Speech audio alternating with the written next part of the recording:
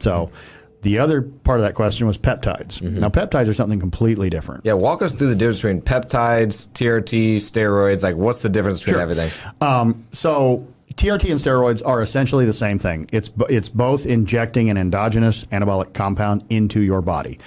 The difference between TRT and just general steroid use is TRT is monitored very closely by a doctor.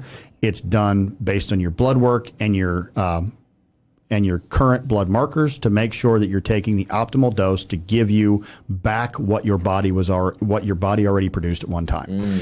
So it's not just throwing some drugs in there and going, hey, we're just going to take this much.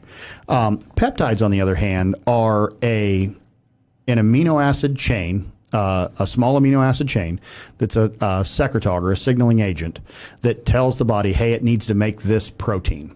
So each one is different. Each one has a different function. The most common that I'm sure you guys have probably already heard of is like BPC 157, TB 500, HCG is also a peptide.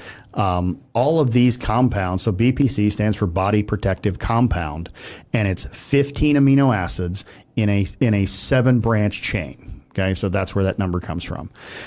When injected into the body, it helps create a protein strand that helps repair soft tissues, wound healing, things like this.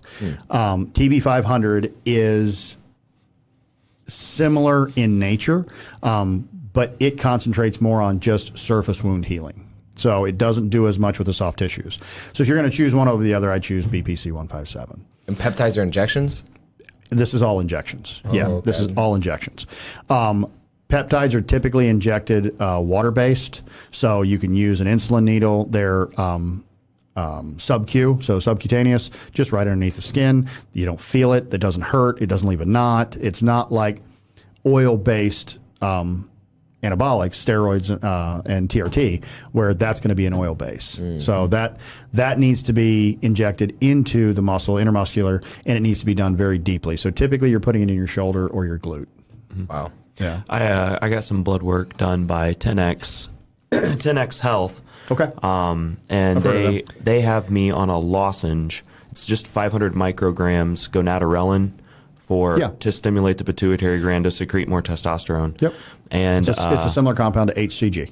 Unfortunately, the last time that they had me go get blood work done, it said some stuff in there like, if you're taking any testosterone type stuff, like get off of it like a few days before the test.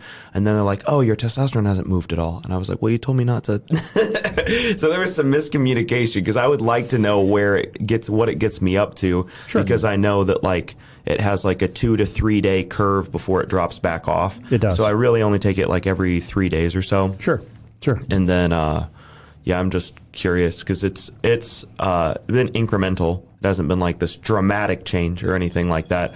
I know that it's a lot safer than other alternatives, and I was just genuinely interested in trying it. So I'm going to stay on it for now and see how it plays out. It's very beneficial.